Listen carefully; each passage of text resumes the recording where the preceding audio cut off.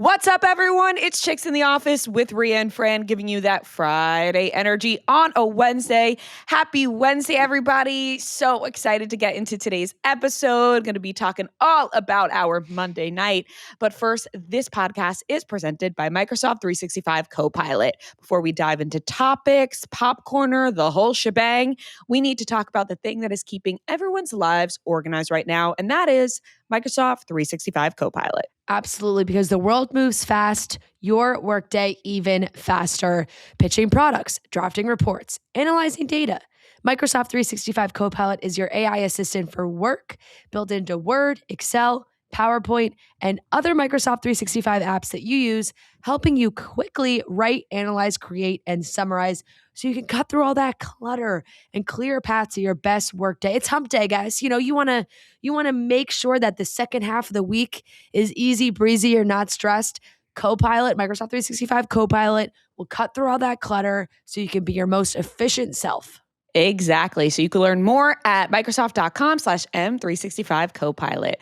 Happy Wednesday, everybody. Listen, we are running on a high right now because we attended the Hanniversary special, the 20th anniversary of Hannah Montana. We did the red carpet. We watched the special with Miley Cyrus herself. And it was so insane. Like, I just have to say, she is my number one person I'm a fan of. Like, it does not get higher for me than Miley Cyrus. I am so obsessed with everything about her. She is so fucking funny. She has the voice of our generation. Like, I spent the day before the premiere just watching so many cover videos of Miley singing all rock songs because, like, in my heart of hearts, I know that one day maybe she'll put out a whole album of just all covers, like her doing Rebel Yell and Zombie. It's all so good. So on top of that, and she's just stunning and so fabulous. Like, she is my number fucking one. I'm so obsessed with her. Sorry, I had to let that out. No, that's so fair, and I couldn't agree more. It's like, it's not that we needed a reminder because we know it, but when we're lucky enough to be in the same room as her, which has happened a couple times in the last year now, twice. It's a couple. That's two. No, I was just like emphasizing, Yes. It's just unmatched. Her energy is unmatched. She's such an entertainer. I think that there's only a certain amount of people that are at that level of celebrity that when they're in a room filled with people, everybody's energy gravitates towards them because they're just singular. You're in awe of everything that she's doing, and I felt that tenfold hearing her up on stage and joking, and she just has the best comedic timing, and she's so great in the special. So it was just an honor to be there, and we had so much fun. Big thank you to Maybelline for taking us. It was so much fun, and the whole thing was so well done. And I just, you can always guarantee a laugh when she's around, which is such a great quality. Like, she's always going to make you laugh.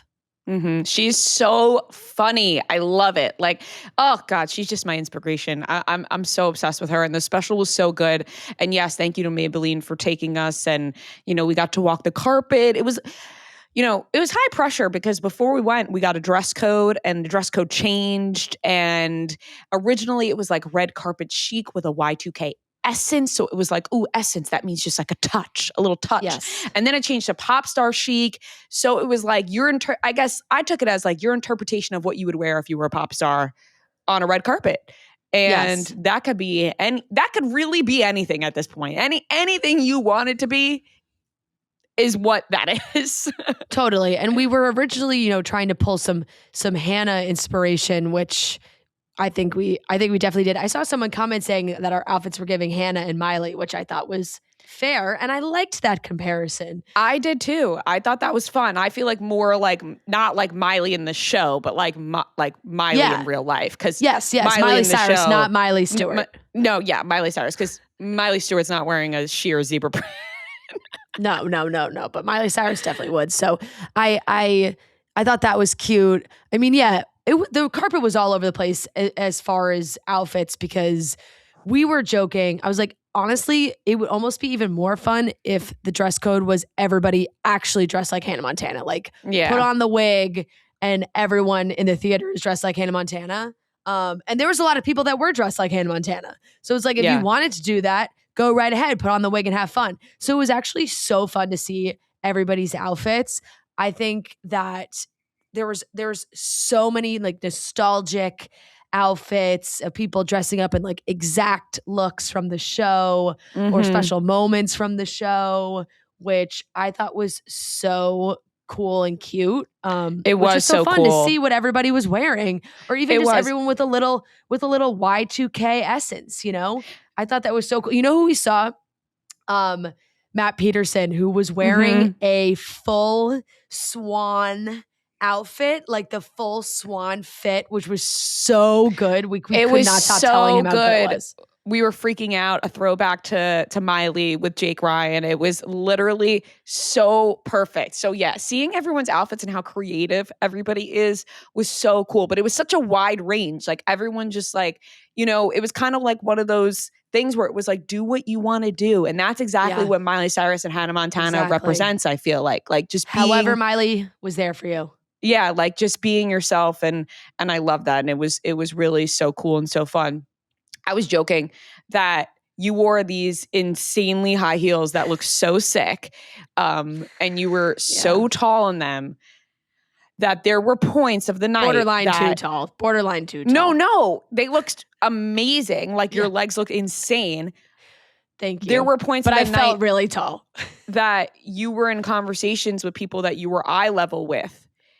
And I was so much lower to the ground that I was trying to get into conversations that no one can hear me. And I was like, hello? Like I was so much lower to the ground that I was like, no one can hear me right now. I'm down here. I know that, which is actually true. And I can back you up on that, where there was definitely times where I was like, repeat yourself. Like, what'd you say? Like, I couldn't hear you because there's all people talking in the lobby. I literally need a megaphone right now. Like, no one can hear me. But at the same time, like wearing heels that giant, there's people that I wanted to meet or introduce myself to that like didn't really have high heels on. So they're tiny. Like I think like Connor and Brooke were there, and I have never met Brooke, and I love her. I think she's hysterical. I think we're like fangirl sisters at heart. I feel that from her. She's got a new book coming out. Like I love her. I love following her. So I wanted Connor to introduce us, but like she had such a cute little dress on and like little heels, and I was like, "Hey, I'm Fran. I'm such a big fan." I'm like looking down. I'm like, no, hey, it's really nice to meet you. She's like, whoa. Whoa, just take it easy, man. Oh my God, I just like got a kink in my back from doing that. Oh. No, but they looked so good. And actually, my sister's friend Alix texted me and said, I just need to give major props to Fran as a fellow tall girly for continuously wearing really tall heels. And I was like, so true, because they looked so good. Like they made the outfit, you know, you needed to wear them. Yeah. But it was so funny. I know. And it's funny because like they're giant platforms. So I do love wearing them. And I actually have worn them. They were the shoes I wore to the People's Choice Awards. So like they're like a red carpet staple for me at this point, you know, red carpet, just a salty vet. Yeah. So I know that they like look great on the carpet because, you know, you feel tall, but like, and then when you get back to the real world of like not taking pictures, you're like, I'm far too tall to be having conversations. But it was, and it's like, I was like a little uncomfortable in the seat. Like it's hard to sit. Your like feet are like, your knees are like at your nose. Like it's just, but yeah. Walking other than that was funny. Yeah, walking the red carpet as a non-celebrity is really humbling because the people they do have your name and they're ready for you to walk the red carpet, and you go up and they have like a sign with your name so the photographers can like take a picture of your name so that when they upload the pictures they know who you are, because otherwise they would have no fucking clue who we are. And so we walk onto the carpet and it's like like they're like forced to take. They're like, all right, one shot. And You hear and you honestly, go snap snap. yeah, they're like, there's like, okay, next star. I'm like, okay, I'm actually gonna force you to take a picture of my back right now. Like, absolutely. I gave I this man no chance. I was like, I'm turning around, and I turned around. I was like, you gonna get this, honey? You gonna get this booty? I didn't wear a thong with a sheer dress for no reason. You're gonna capture this. Hello. Totally. I'm trying to give Tate McRae, and you're not even gonna capture this? Wait, you don't think I'm Tate McRae? Yeah. I'm kidding. You don't but from the back? You don't see it? You're not gonna yell at me, Rhea, turn around, Rhea, from the back. No, look at that dress. Oh, Rhea, turn around. Look at that dress. They didn't even hit me with a smile for me. Smile for me. They don't care if I smile. They don't care. They don't want to see these pearly whites. I'm like, God damn, it is so humbling. But hey, we got the shot. We got the pictures. That's all that matters, Because when you get off the carpet and I'm like texting our group chat and I'm like, guys, we just hit the carpet. Check the pics out. There's like one picture up. I'm like, God damn it. But then when we went to sleep, more hit. And I was like, okay, thank God he got the back shot. Thank you. It was in there, thank God. Your pictures came out so great. I did not love mine, but I was going to say, really? I'm glad that I thought you looked so good. Yeah, I don't have good red carpet face. Like, like you can, the like smizing, and I was wearing the glasses, and every time I actually tried to smile, like the glasses would like fall off my face. Mm-hmm. And then I was doing a weird like smirk thing. I feel like when I my closed mouth smile, like I can't like close mouth smile. It's like, okay, Debbie Ryan. Like literally one side goes up where it looks like I'm smirking. I'm like, okay, what is going on here? No. But the pictures we took, the two of us, the pictures we took, the two of us are cute, which I also was like, hey, can we take a picture of the two? Like they were moving us along. I was like, back it up. I want to get a couple of the two of us together, which I'm glad we did because those came out great. I laughed. I woke up this morning. I saw, because my feed right now is just everything Hannah. Like it's every video, every outlet, like my suggested, it's all videos from the premiere. And an Entertainment Tonight video came up and I'm in the background of it, but it's Michaela, like makeup Michaela from TikTok being interviewed. And I'm dying. I start dying laughing because I'm just in the background, but they're like, Michaela, we heard you're dating again. Like what's going on with your dating life? And I'm like, damn, it's, Michaela's dating life is, I'm like, oh, sorry. Like, and I remember I caught myself in the background. I was like, oh shit, I'm in the back of this. I didn't realize she was talking about her dating life. Yeah. No, I hit a Justin Timberlake on that carpet. I was like, I'm Rhea? Yeah. Yeah, exactly. Wait, no. By the way, we're on a world tour? You don't know the best show on earth, Chicks in the Office tour is going on? They're like, who are you? Hard to explain. I'm on a tour. Oh my God, it was but it was so much fun, and got to sit in the theater, had great energy to watch the special. I don't want to spoil anything because everyone will have watched it already because it comes out today. It's out. Like it's okay, yeah. So spoiler alert if you haven't watched it yet, but hopefully you immediately watched it Tuesday night when it came out.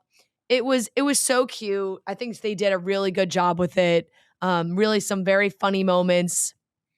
I had heard that, they filmed for a while, so there's a lot of content. I'm hoping maybe we get to see more of it at some point because everything that made it was so funny. Miley's joking about, back in the day, she didn't really care if she got Hannah Montana because she had a crush on a boy back at school and was like, if I don't get it, it's fine because I got Jeff back in Tennessee. Like it was just really so funny. She joked about dating Dylan Sprouse for a hot second, like going on dates with Dylan.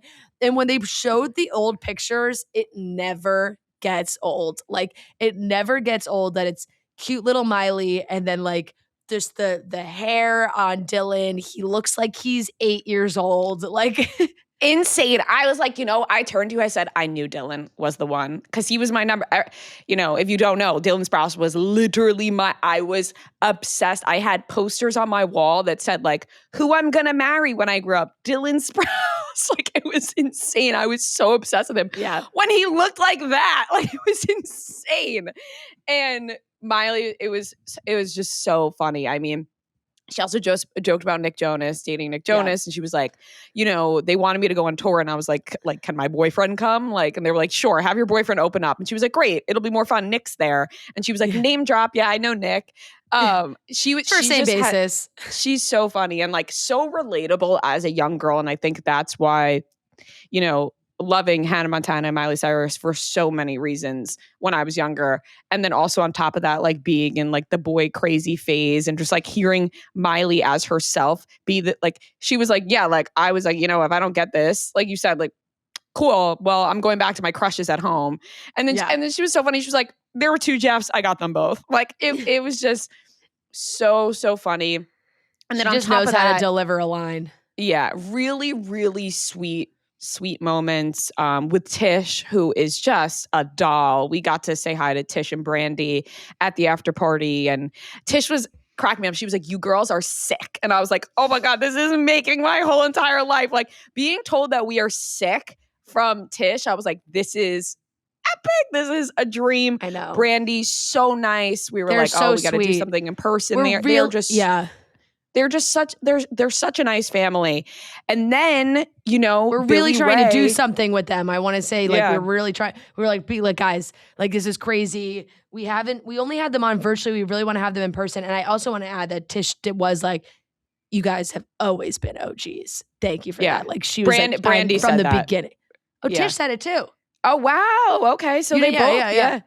No. Damn. Tish was like, you guys, she's like, you guys have been working it like OGs of Miley for a long time. Like, wow. That. Oh my God. They both recognizing that is like insane. Mm-hmm. Whole entire life. Batiste the award-winning #1 dry shampoo. It's #1 in the US and #1 in the world. You can instantly refresh your hair with Batiste. It absorbs oil and grease for cleaner looking and feeling hair with added volume and texture.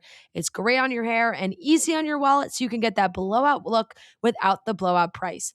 Batiste works better than the next leading competitor and brands that cost up to 2 times more. It's a cult classic for a reason.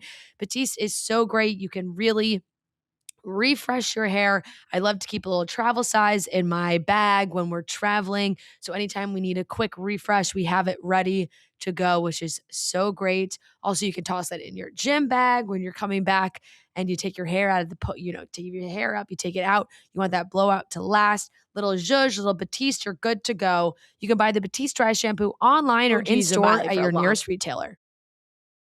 Then there was a really sweet moment because we all know like the back and forth with Billy Ray and the family and Miley, but it is her dad at the end of the day, and he was such a big part of Hannah Montana.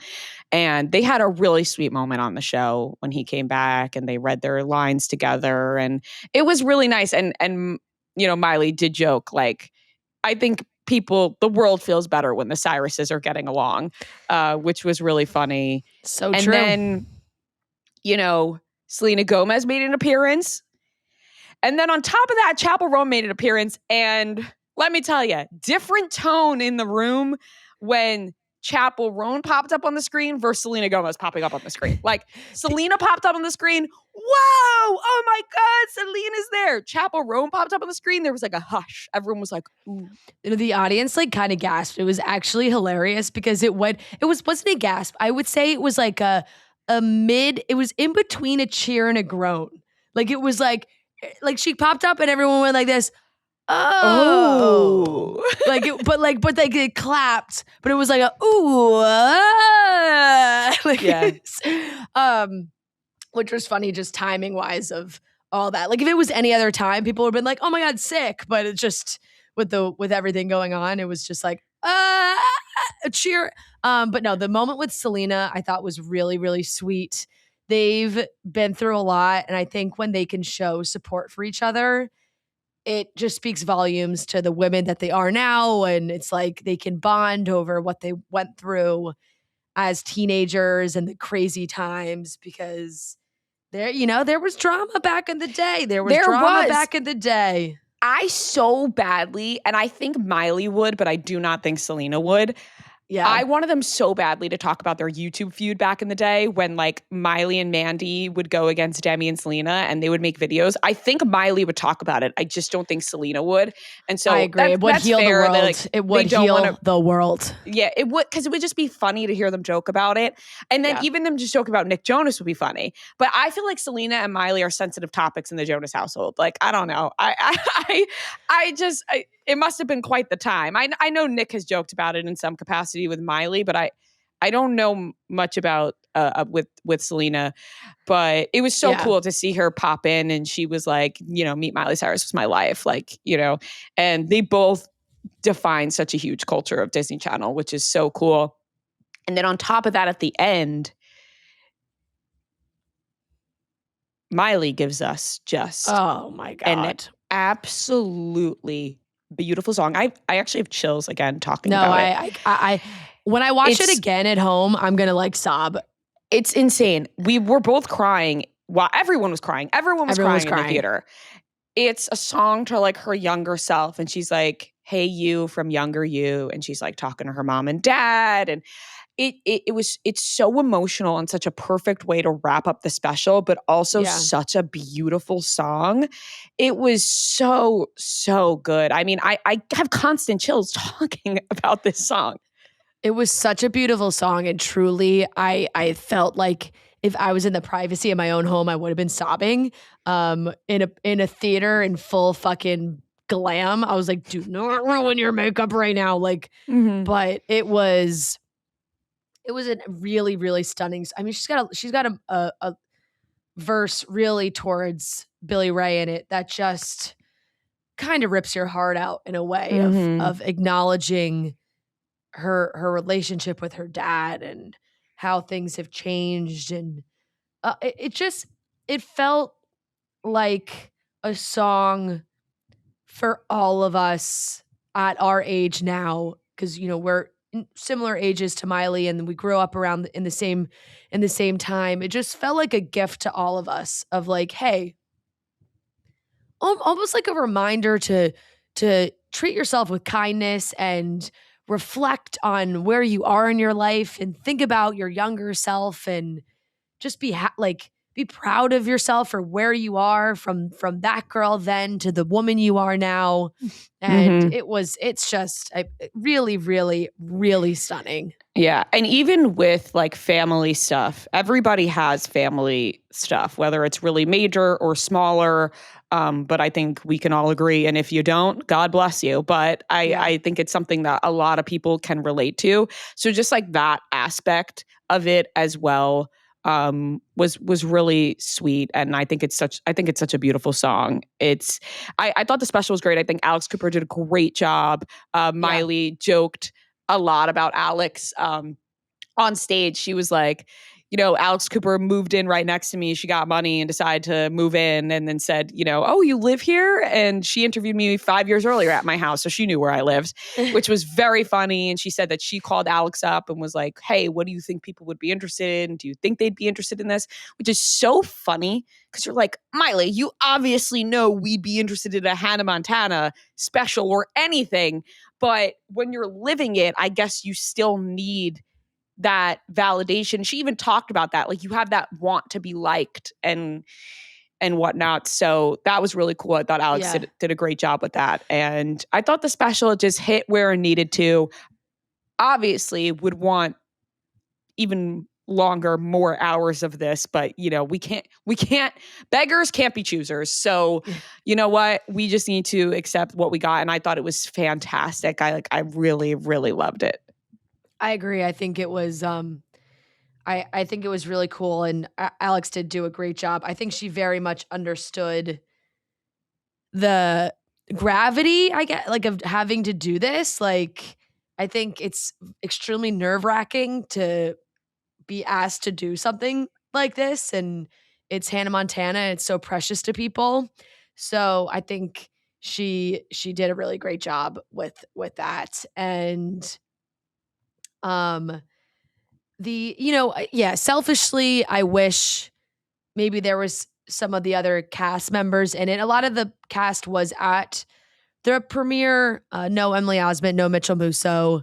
They both wrote really nice things on social of the significance of Hannah Montana in their lives and the love they all have for each other.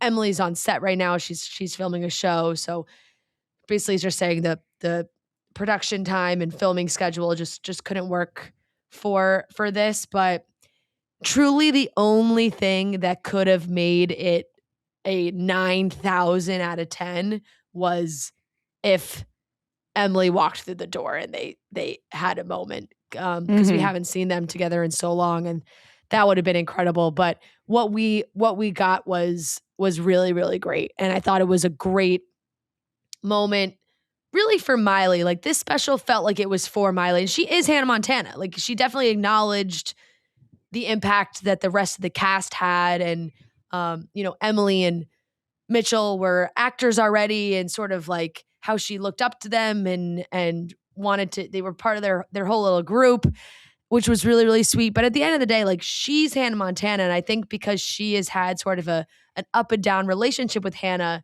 doing this special to really be around Miley and how she's grown and the love now that she has looking back at Hannah and that time is really special, and how it affected the Cyrus family as a whole, and having Billy Ray there. It was great. Yeah, it must be such a weird thing if you really think about it, that she was playing somebody else who also became very famous. So Miley Cyrus was very famous, but Hannah Montana was also very famous. She did a concert where she played both roles. And so to have two people exist in the world that are extremely famous, but you're both of them, being one person famous is hard enough. Then you're having to be two people that are very famous. So it must be so wild, and must have been such a trip in her brain growing up. But now she acknowledged that she was like, I now think of them as one. Like, it's no longer two people to me. It is both. She said she didn't even put a wig on. It was clip-ins. Like, that's her hair, because she is Miley and Hannah Montana. So the whole thing was incredibly special. I'll probably watch this special, like, literally, no joke, 15 times. And I think I'm going to rewatch Hannah Montana. I am in such a Hannah Montana mode. Thing. I'm in my Skims Hannah PJs right now that I'm obsessed with. Like, I'm going to live in this stuff. I can't wait. I'm going to watch this special 1,000 times. I agree. I think, like, it just warms your heart, especially with the flashbacks from episodes. You really forget how much you remember, and your brain remembers everything. Like, every line, you could recite every line that's coming up, everything that's coming up next. You're like, oh my God, I remember this, that moment. Like, I think I watched the He Could Be the One episode 1,000 times. Like, I had that episode purchased on iTunes. I had, like, to be honest, I was a Jake Ryan stan. So I had every episode that Jake Ryan was in. Shows how boy crazy I was, and Em at the time. I had purchased all the if Jake Ryan made an appearance, I bought the episode. So I would watch all the Jake Ryan episodes, like, in a row, and, like, follow the Jake Ryan story. You know what was such a good episode? When Jake Ryan, they have him, like, live as a normal person, and they're so annoyed with him. And they're like, Oliver's asleep, and they're like, the only thing bigger than his head was his heart. And then he's like, was his heart? Like, you remember the lines, or everything. I'm in love with a girl named Miley Stewart. And she like, it's just replays over and over. And honestly, still funny to me. So I'm going to do a rewatch. We were laughing at the clips. It's still so funny. Plus, they talked a lot about the Hannah Montana movie, which made me be like, I got to watch the movie again, because that's just the best movie. And she, Miley joked a little bit about Taylor Swift too, because she was like, this is, no shade, but at the time, like, we were trying to find somebody that would be, like, authentically filling that role of someone who would actually be, like, playing in a bar. And that's what Taylor was doing at that time. And she wrote that last song. And I saw people discussing this, and I just want to double down on it as well, that it truly shows that from such a young age, songwriter of our generation, because the way that Taylor nailed that last song of, you can change your hair and you can change your clothes. Like, just nailed it perfectly, where you're like, she got it. She got the Hannah Montana message. That song fits perfectly in the movie. It's so fitting. It's such a great song to close that movie. And it's such a, like, everybody loved it. So I thought that was a great moment. Doing the hoedown throwdown just takes you back to how, like, the Hannah Montana movie was so special to everybody too. So they touched on all the really big things and did such a great job doing it. So that was so great. Yeah, I think, and I know I said it a million times now, I think Miley Cyrus is the coolest fucking person alive. Like, there's no one cooler to me. I think she is the coolest person alive. Hands down. And it's so, yeah, absolutely. It's so, she had a little, like, outfit change into a very 2000s-esque chill vibe. And she was in and out of the after party pretty quick, but taking some content. She, like, walks right past us. And it's great when she has the blonde hair. She and Tish are like interchangeable. From the back, you would have no clue which is which. It's like they got the same hair right now. You're like, is that Miley? Is that Tish? It's just like, is it Hannah? It's so crazy, but it was so fun to just see them. She came in. She took a bunch of pictures in front of the big Hannah Montana marquee light up logo, and we were starving, so we got some food and we're standing at a table, and where we were standing, she walked in and out, just like right past us. And we were like, and like Rhea and I had a look. We're mid empanada. I'm mid empanada bite. I'm mid empanada with sour cream and salsa on it, and Miley's walking past me. I'm like, and I fumbled so hard because I got my camera ready because she literally, we may have brush shoulders. And I was going to stop her for a picture, but she was about to get swarmed. And I was like, okay, you know what? And she was moving fast. Not the time. And then the girl right after us asked her for a selfie and she took it. And I was like, God damn it. Why didn't you ask? Closed mouths don't get fed. But I'm fed right now. I'm shoving an empanada in my fucking mouth. Miley Cyrus is walking past me. I would have had empanada teeth. We both would have, honey. It would have been both of us. Or she's, this is like when I did the thing with Wiz, she's thinking, wow, that was so cool that she didn't ask me for a picture. That was really nice of her to not ask me. Yeah, no, sorry. I just was too busy stuffing my face. Yeah. My God, it was so funny. You know what I loved? And like, good for them that they're all still so close. So Moises Arias and his brother were there, and they were on the carpet. Jason Earle was there. Cody Lindley was there too. There's a lot of fun members from the cast were there. I saw Jason doing an interview doing like his full Jackson Rod Stewart, and I was like, oh, the nostalgia. I couldn't take it. It was so good. It looked like he was wearing his real authentic Rico's t-shirt. Like, it was the logo was all torn up. But at the after party, I'm looking over, I'm like, what in the world? Jaden and Willow Smith are here. Like, I'm like, what a bizarre combo. And by the way, they stayed the whole time. Like, they were there. Like, I noticed on the carpet. I was like, oh. Yeah. I know. And I thought, you know what? That's so nice, because remember I don't see as much of their social as I used to, but I remember, back in the day, that was like a whole group. Remember seeing Kendall Jenner hanging out with like Jada Smith and Moises, and like they had like this yeah, Kylie group. Jenner dated Jaden Smith. Yeah, where they were like all together all the time, and I would see all their pictures of all of them, and I was like, oh my God, that's so sweet that Jaden and Willow came to support Moises and being back for Hannah Montana. I said, that's so lovely. They seemed to be having a lovely time.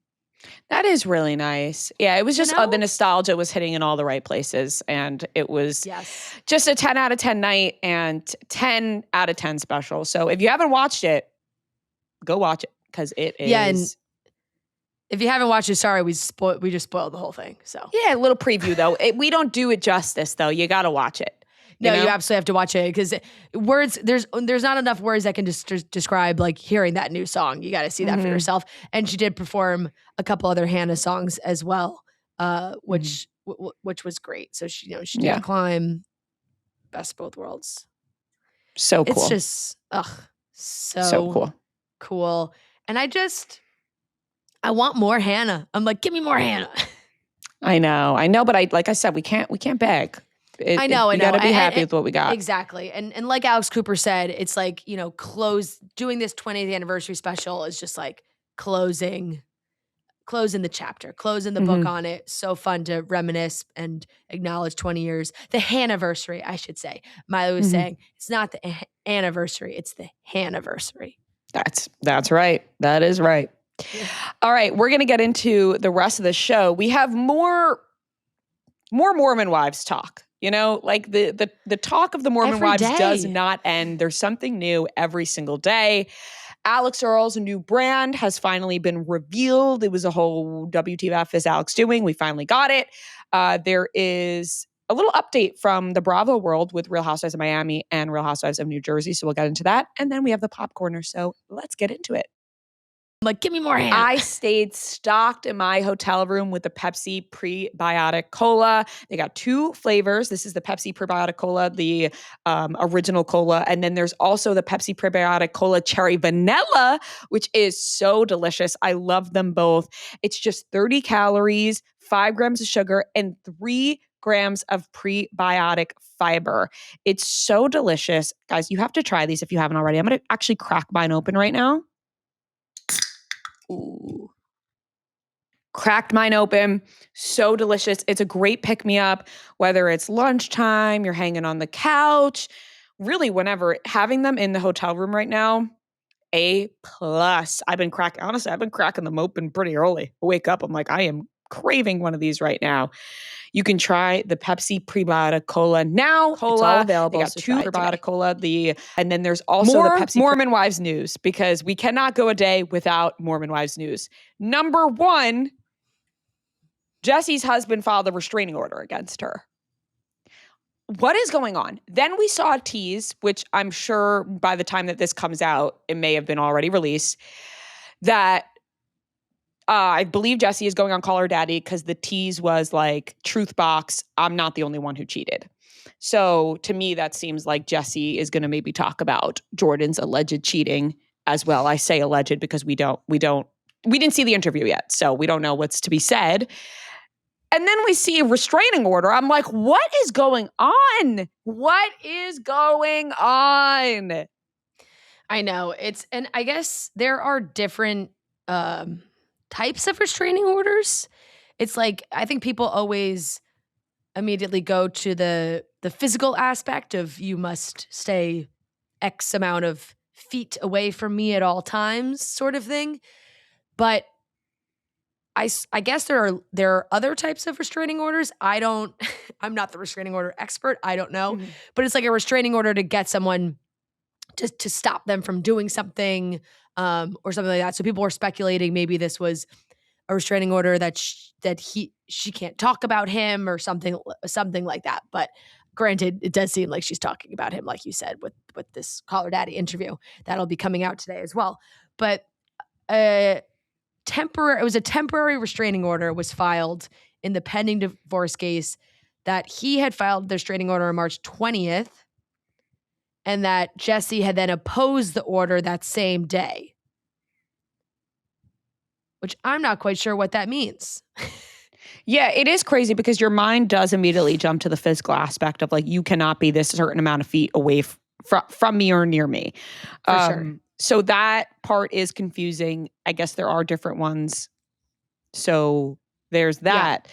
But this whole thing is so insane. And I really cannot wait for her interview with Alix to come out, because it seems like she's going to be talking, like, especially with the whole truth box thing.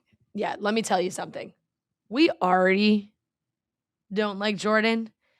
And I can say with confidence, without hearing this interview, as a full statement, if you guys have listened to it already, I probably hate him even more now.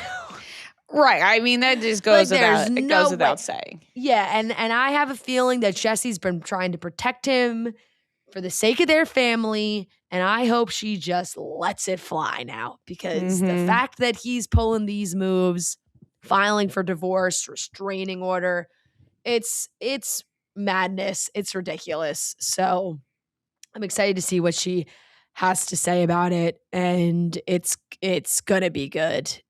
Do you think Jordan's like, I'm a little jealous we're not in the news. It's too much Taylor and Dakota. Like, I need to get my name out there.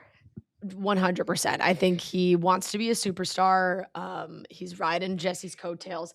I also was laughing because in my head I thought, wow, so interesting that ABC would, whatever, ABC, Hulu, Disney would, it's all one thing, would let Jessi do this type of interview right now. Like, call her daddy, sit down, thorough. Like, Alix will ask the questions. She won't hold back in this situation.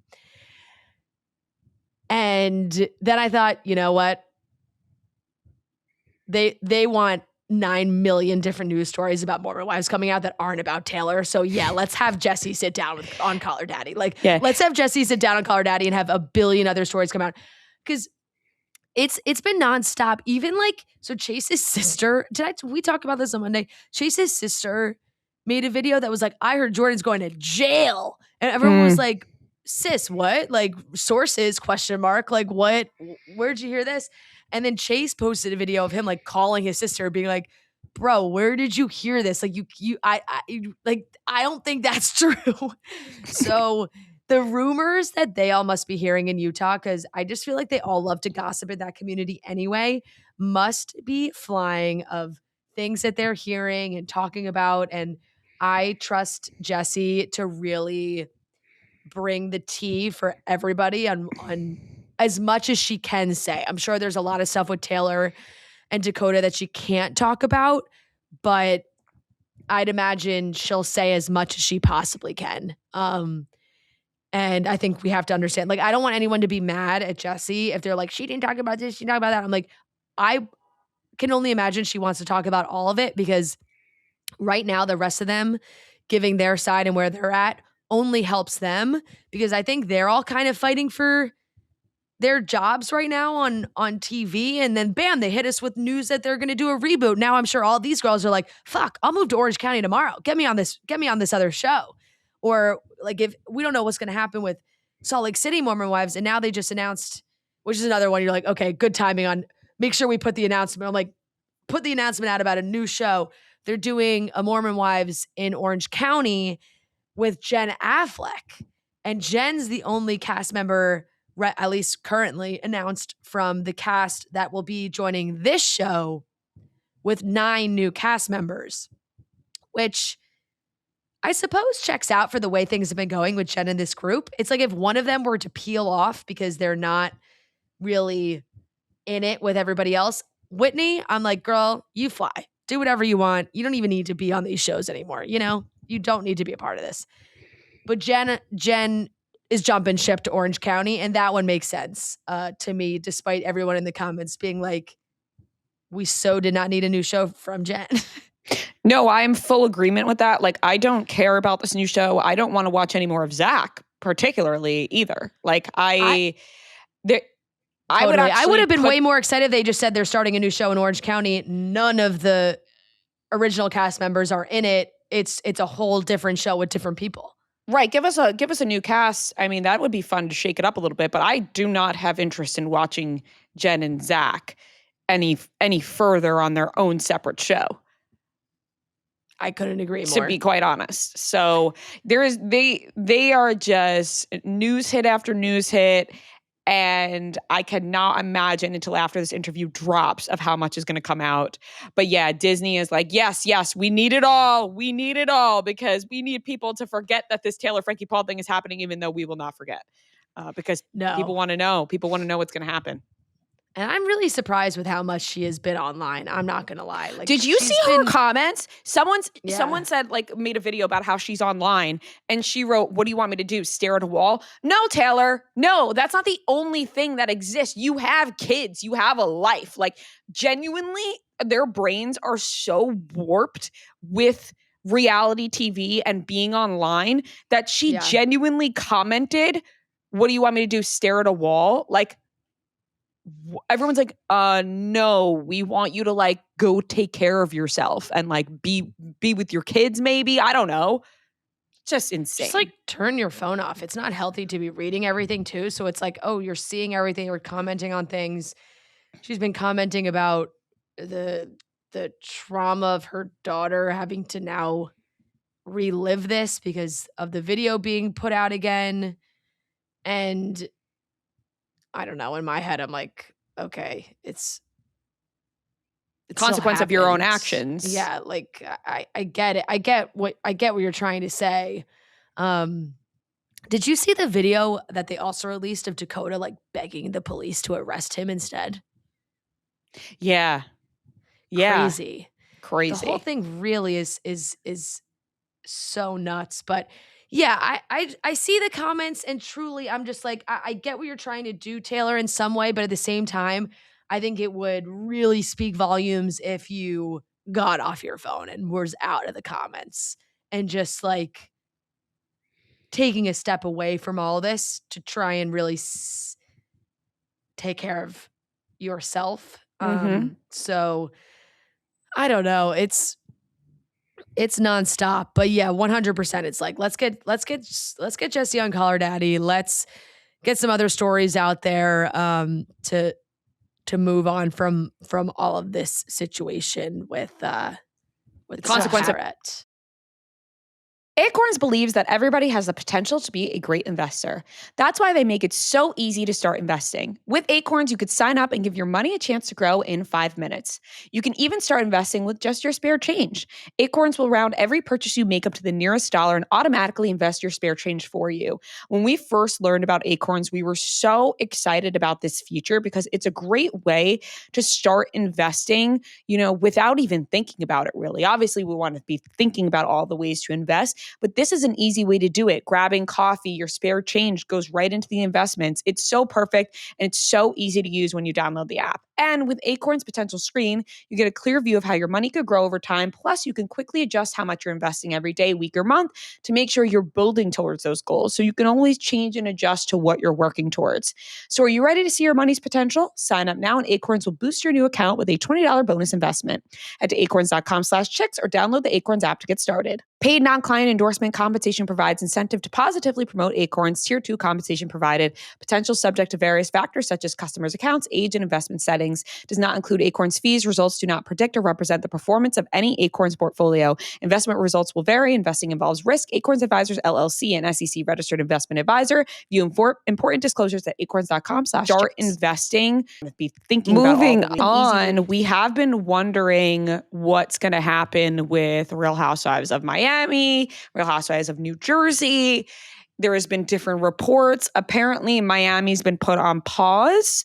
And then on top of that, Margaret said that she won't be returning to Real Housewives of New Jersey. I'm confused of when we are even getting the Real Housewives of New Jersey again, because, we got Dolo going on Rhode Island soon as a friend of. She'll be on there. Then she's going to pop on Jersey as well whenever that comes back. And then Miami, even though so interesting and the drama really popped off on that show, that's been put on pause.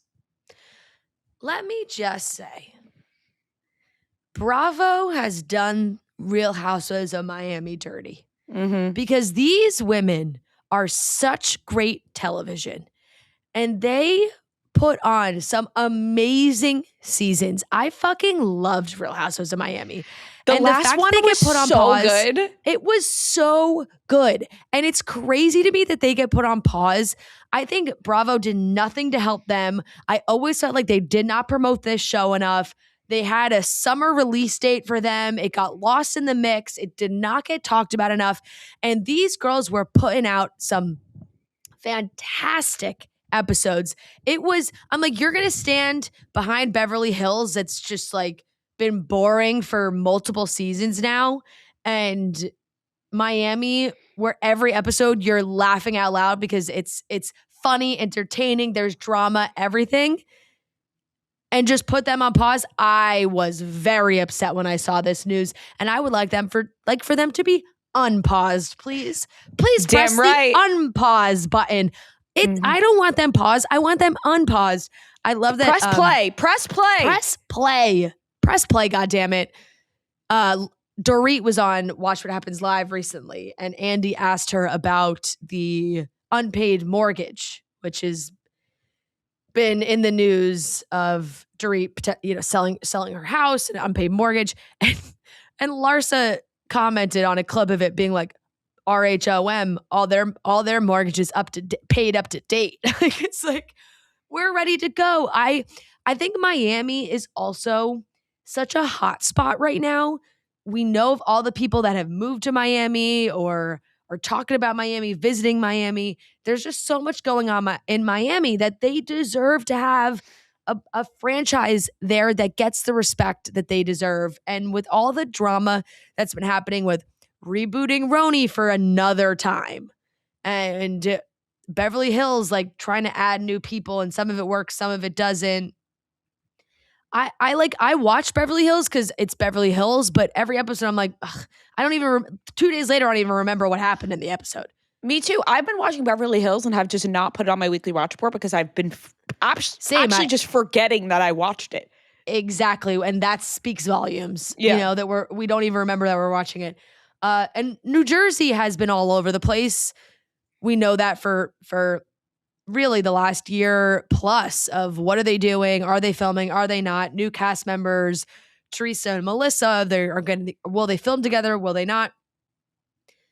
Now it seems that they are, I think, getting closer to starting filming. From what the rumors were, it was like, oh, Teresa and Melissa both would be back with a whole bunch of new people, which is interesting. But Margaret has she came out and said that she's not a part of it anymore. She's officially saying goodbye. She shared a video that on social saying, hey guys, it's the Marge. I'm dialing in. I have to tell you something that might come as a little surprise to you, but not for me. I've been thinking about a lot of different things, and I am moving on from the Housewives of New Jersey. Sorry, I don't look a little more glamorous for you. I have been in talks with the network and Andy Cohen since December. We've discussed it. I think the timing is right. I think that's fair. I think the time has come. Yeah, she said she's ready to move on to different projects. She teased different projects, both personal and professional reasons for why she was ready to exit. She said a lot of things have changed in her life. She gave a thank you to NBC and Bravo and Andy and everyone. It's not the last time we'll see her and all those things. So it's interesting because you really, as of right now, like we really don't know who's going to be a part of it. And also, if I'm Margaret, I might be thinking, look, it seems like it's a done deal that Teresa and Melissa are back. I don't really know if I want to be a part of that same sort of narrative and storyline that we've had for years. Because no matter what with those two, that's the centerpiece of the show is like their relationship and their families and how that's going, how they interact. And that's been the case for years. It's probably maybe a little exhausting at this point. Right. At some point, she's probably like, right, I need to live for myself and do my own projects and not really be like a side character or background noise to whatever Melissa and Teresa and their families fighting about or not fighting about. So, you know what? I respect the decision. I think that's fair. And it's nice to know the time to move on, right? Because people sometimes stayed way too long on reality TV. And like Real Housewives of New Jersey is so good. I would be okay if they were kind of like, we're going to wrap this up because it had its ginormous moments. And now that we know that Melissa and Teresa are like, they're good and they're getting along, I'm like, you know what, guys, go live life off TV. Go enjoy each other's company, have them come over for a cup of coffee, the whole thing. So I would be fine with it. But also, you know what? They are iconic. So I do understand. But for like the side characters, as I would like to say on Real House of New Jersey, I understand wrapping it up. It's like, okay, I understand it's my time to go. So I think you said it all having to do with Miami and New Jersey. Also, last topic before we get into the pop corner. Alix Earle, we finally know what she's doing. We finally know what the fuck Alix Earle is doing. She's been teasing this project. I think for a couple months now, it's been, seemingly so that she was working on a brand of her own. And then this past week, there was a lot of buildup of WTF is Alix doing? She sent people luggages with puzzle pieces and had, a billboard in New York City where the puzzle pieces were being put together, which was really fun. And it was like a whole scramble. Now, come to realize TMZ has reported, and I think she's doing a full release today on Tuesday, that it is Real Actives. It's a skincare brand. Real is a scramble of her last name, Earle, hence the puzzle pieces and putting it all together. I think that's fun. That's fun branding, good marketing. So interesting. It kept people on their toes all day of like, wait, now I really want to know what the fuck she's doing, because it's not just one big reveal. We have to put the puzzle pieces together. And she has been so open about her skincare journey and her acne journey. And I think that's like a big reason as to why she kind of took off in the first place on TikTok, was that she was this gorgeous girl, University of Miami, had it all. And then she started being, real online and posting pictures of her acne that a lot of people struggle with. And girls were like, oh, wait, she's not relatable in a lot of ways, but this is something that I can relate to. And so I hope that with this brand, she has done, and I'm sure that she's done a ton of research and worked the right people, because she herself knows how important it is to use the right ingredients on your face and not just throw together a skincare brand that like, yeah, just use that and whatever. I agree. I think if she's going into skincare, it took a lot of thought and consulting the right people, because she knows what it's like to try a new product and have it break you out or have a bad reaction and all these things. So I feel like it has been a work in progress for a long time, because they've been really careful and thoughtful with this process for all those reasons. I also think Real Actives, like I think active ingredients, like you're making products that have those active ingredients that really do something. It's not just, a Band-Aid. It's something that could really help your skin. Like you said, bravo on the marketing. Well done. She's got a great team with her. This was really well put together. It wasn't just a normal launch. She had people guessing for days, weeks. Like everyone's been speculating for a while, but starting the Instagram page, starting the TikTok page, posting videos. What is she doing? What is this? It got the people talking, and what a great way to like have people follow an account that when it is revealed, you can just turn it into the brand's account. So that's really smart. You already have all the followers that were following, WTF is Alix doing. She'll be able to turn that into her full skincare account. The name, it all makes sense. But, TMZ found the trademark. So TMZ had posted it a little early. I think by the time you guys are all listening to this, the full announcement from Alix herself has come out. We wanted to talk about it just because I think you'll all know what it is already. So, and the billboard's gorgeous. I thought for a second, maybe a bathing suit line. I wasn't sure, but skincare, this makes a lot of sense for her. Like you said, it's very on brand with the struggles she's talked about and what's made her as famous as she is. I feel like she has also worked with so many brands by now. She's been on brand trips. She knows what works and doesn't work, because I think is at the top of the list for brands who people want to work with. So I think that she has really great experience now, and now going on the other side of it, I think that she will be majorly successful with this. I think it's going to be a big move. And I just have to say, if you're making a skincare line or makeup line and the first letter is an R, you're on the right path. We got road. We got rare. Now we got real. For a second, I was like, I can't even think of one. And then you said, I was like, oh yeah, there's a lot of big ones with a lot of rolls lot off of the Rs. tongue now. Rolls off the tongue. It does.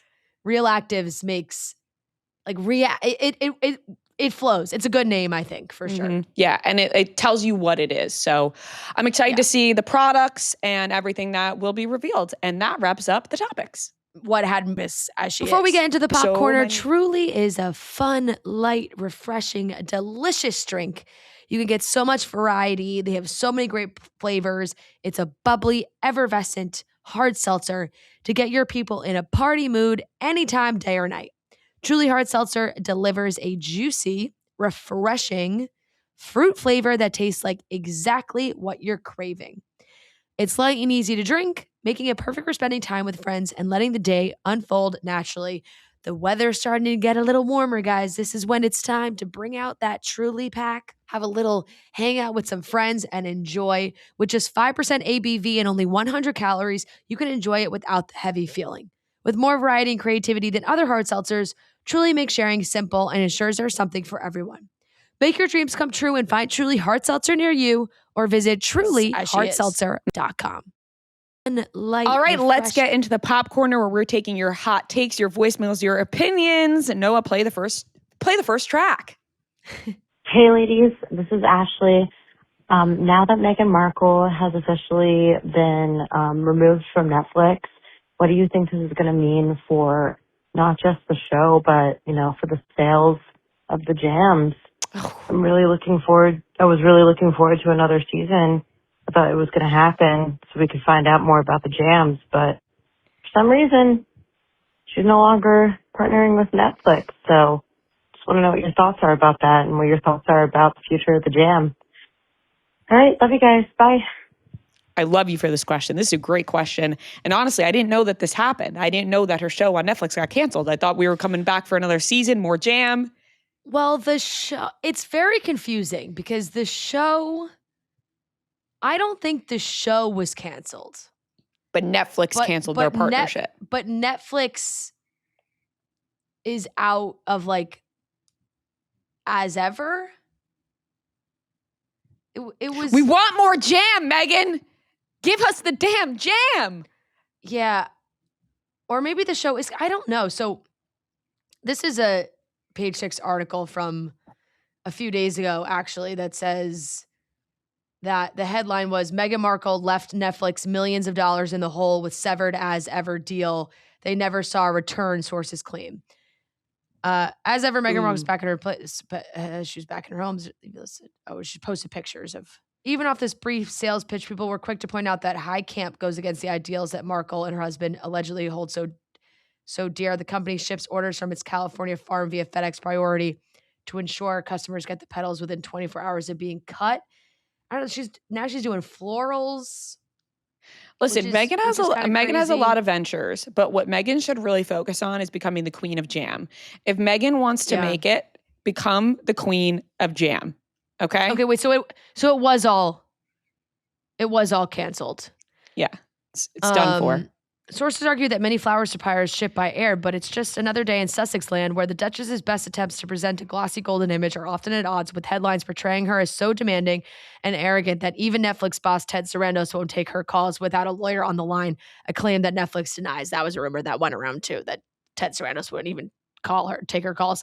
It's all part of the fallout of news that her as ever partnership with Netflix is over after just 11 months. The brand was launched in tandem with her show with Love Meghan, which won't return for a third season. Inside Netflix, there are many who are happy to talk about what really went down. Netflix put millions behind this deal, and I don't think they saw a return whatsoever. They just cut a loss. Someone claimed one company insider. Others said there was no point in the streamer working on the brand when there was no show. Industry experts point out it can take years to launch a brand and return all investment, noting that it took Amazon 9 years to become profitable, while Hailey Bieber's Rhode beauty line did not return for investors for 3 years. And then there's always rumors. There's a lot of people who said they didn't enjoy working with Meghan on With Love, and there's no love lost between them. I do think that they get put in this, there's almost more pressure on them to succeed immediately. They don't really get the grace of getting some time to work through some kinks at the beginning, because all these deals that they make, they're 1 year, 11 months. We're not seeing anything. We're pulling the plug. It's happened now with a lot of big brands, and it's not good. Yeah, they make Meghan seem like a terror to work with. Anybody who's ever worked with her really makes her seem like to be not great. She's got to rebrand herself as Sweet Jam Lady, because they're coming for her every time they work with her, which is no good. And my God, the jam's delicious. The jam is delicious. So she needs to go full jam. That's my take. Go full jam, right. Megan. Lean in. Cut it out with the podcast and the television shows and whatnot. Go Sweet Jam Lady route, and the buyers will come. Yeah. Well, it almost seems like now they're sort of leaning into what their old royal duties used to be, but not like official royal things. Like it's like, oh, they're going to do a tour of I think they're doing like a Australia tour or something soon. I just see there's 9 million headlines about them every day. It actually really is crazy, like without fail. But I know that they were like, oh, they're going to go on some big trip and there's like, tickets that you can buy that are thousands of dollars to see them. I'm like, so they're trying to do the royal, like lean back into what they were doing as royals, but not like officially be royals because they're probably like, oh, this is what we're best at, showing up places and smiling and waving. Mhm. They are going to return to Australia in mid-April for a series of private business and philanthropic engagements, making this their first visit since 2018. The pseudo royal trip is what they're calling it. Includes Meghan headlining a $3,000 per ticket her best life women's retreat in Sydney, and Harry attending a Melbourne mental health summit. So she's hosting this retreat that's $3,000 a ticket. Yeah, that's probably what they're going to do. They're going to charge up the wazoo for people to like go get to hear Meghan talk. Listen, that's nice and all, but give us the jam. All right, next voicemail. My name is Brianna, and my hot take is that Ticketmaster is faking these queues and wait lists in order to get us to pay more. I don't even know if this is a hot take because I feel like everyone might agree, but like no matter who the artist is, A-list, D-list, niche, there's always tens or hundreds of thousands of people in their queue. And in my mind, I'm like, there's no way this many people are trying to get tickets to one tour date. And it's just really frustrating. And I'm not blaming Taylor Swift. It's not her fault. But this was never like this before the Eras Tour, because the Eras Tour changed a lot of things in history because of its impact and all the people that wanted to go. But I feel like it used to be so easy to get tickets if you logged on right at the time the sale started. And now, like, you really just have to pray and do all your luck and manifestation rituals if you want a ticket to something, because you could be on there right when it starts and there's suddenly 248,000 people ahead of you. So we need to band together and do something about Ticketmaster. Who's with me? Thank you. Bye. Listen, everyone's with you, but the fact that I feel so naive for never thinking about the fact that they were faking these numbers in the queue. Like, I have just always been like, yeah, obviously there's 145,000 people waiting to get Harry Styles tickets, duh, at this exact time and this exact day. You're right. You're absolutely correct. They probably are fake pumping the numbers so that when people get in, they see the price of the number and the ticket's $1,000 and they go, oh my God, well, I'm never going to get back in the queue. I must buy this $1,000 ticket. Boom. And that's how they get you. I couldn't agree more. I'm so down on this on this thought. They've been lying to us for years. I don't know if you guys saw the story recently of I think it was executives or people at Live Nation, Ticketmaster, that I don't know if it was like emails or a call. I think it was maybe emails that got put out. That was them basically laughing at the public that they were making so much off of charging for like parking spots. It's like, yeah, we got them. Like, and they'll pay, like, charging $250 for a parking spot. It's greed at its highest form because they are the only way. It's like, well, yeah, if there's only a parking spot through you, they charge a ridiculous amount. They're like, we're robbing these people blind. It's like, yeah, you are. I absolutely have had that thought before when I enter a queue and I'm like, show me the 300,000 people that are in front of, like, the numbers are always crazy. They jump so dramatically. Like maybe 1 minute you're so high and then it like loses 3 people, but then maybe it loses thousands of people. It's like, it's crazy. And it was going on before Taylor Swift, I will say, as someone that actively buys tickets often or wants to go to shows often. It was happening before the Eras Tour. Yes, the Eras Tour absolutely changed everything. But having those official platinum tickets and overcharging and blah, blah, blah. That's been going on for far too long. And it's brutal. It's brutal. It is. And we're with you. We're fighting that good fight. All right, Absolutely. let's play the next one. Hi, Rhea, Fran, and Noah. This is Nicolette calling from California. I'm wondering what your guys' opinion is, or if you've listened to Hilary Duff's new album, Luck or something. It released on February 20th. I don't believe I've heard you guys talk about it. Obviously, I know Fran went to her concert not too long ago, and I'm actually completely obsessed with the new album. I'm so happy with it. It's nostalgic, but it's also so at the same time reminiscent of her youth and Lizzie McGuire and that whole, nostalgic scene, as well as just being so mature and adult. And there's so many good songs on it. So I'm curious if you guys have listened, and if so, what are your favorite songs? Thank you. And I love your show. Bye. I have listened. I am a big fan. I am wanting to go, hopefully in August when she's at MSG, which I think is amazing. She did play some of the new ones when I saw her in Brooklyn, which was really cool to see them in that setting. But the album is really fun. It's quick. It's 11 songs, 37 minutes. Like, you're one little walk around the block. You can really listen to the whole thing. But I really liked it. I thought it was well done. The songs are catchy and fun. And it does feel like it's coming from her. It's very personable. She's telling stories about herself.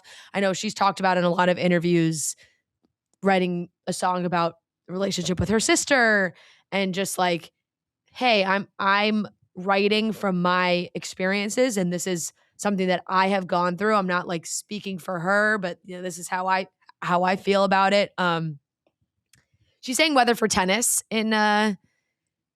at the show, and I really liked that one. So I would say I really enjoy Weather for Tennis. And I liked Holiday Party a lot as well. Those were some ones that I really liked from this album.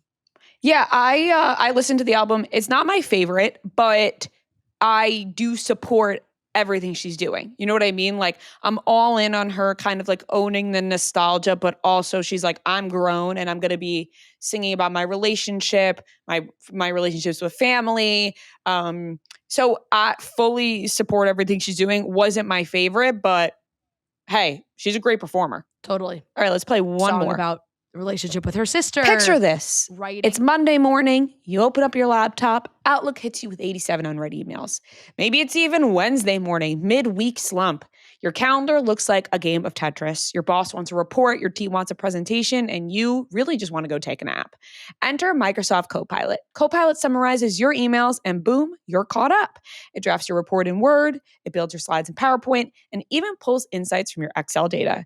So suddenly you're the office hero, you're organized, you're responsible, you have everything together. People are like, tell me how you're doing it. All because Copilot did the stuff you didn't want to. So if you want to reclaim your time and get your life together, try Microsoft Copilot. Copilot, because sometimes the smartest move is letting AI do the work. Learn more at Microsoft.com/M365. Wasn't my favorite, but Hi, hey. Rhea and Fran. My name is Natalia from Puerto Rico. Thank you for loving Bad Bunny so much. I love you guys for talking about Bad Bunny so well. Thank you so much.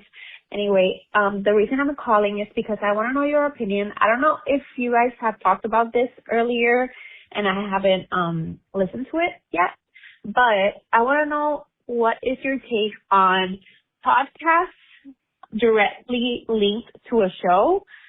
For example, the Traders podcast, the Bachelor Happy Hour podcast, the Love is Blind, What is Reality, I think. What's the Reality? What is your take on it? In my opinion, it's like, I think it's a little biased, and I think it's seen through my eyes. Like, there's a producer always watching every word you're saying about the show and not being unbiased in some way. Like Ben and Ashley, I with the Almost Famous podcast, and you guys with your Shifts in the Office podcast, you can be as liberal or as open as you want about these shows without having someone like saying, no, you can't say that about the show, or et cetera, et cetera. I don't know. I just think it's it feels like a little bit produced or overproduced. Like, it's enough with the show. Like, let people talk what they want to talk. Like, I feel like it's a way for them to control the narrative in some way. I don't know. What's your take on it?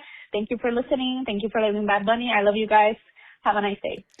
I love it. You. First of all, let me tell you something. You. I'm gonna let Rhea give her thought. I just want to say, boy, you read Rhea's mind, because we were getting ready for the Hannah Montana premiere, and she had this thought unprovoked. Like, she had seen it too and was like, you know what?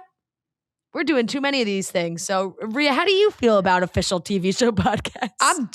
I'm done with these official TV show podcasts. We do not need one for every goddamn show. We don't need it. Here's the thing. You're absolutely correct with everything you're saying. It is a way to control the narrative. They're not going to be able to speak their mind of what they can't say. Hey, I fucking hated this episode. Like, when we talk about Traitors, we go, that was a good episode. That was a bad episode. They can't do that, or any other show that you're mentioning. The Tell Me Lies one. You can't be like, yo, this episode sucked. Like, it's so freeing to be able to say whatever the fuck you want on your show with your real opinion.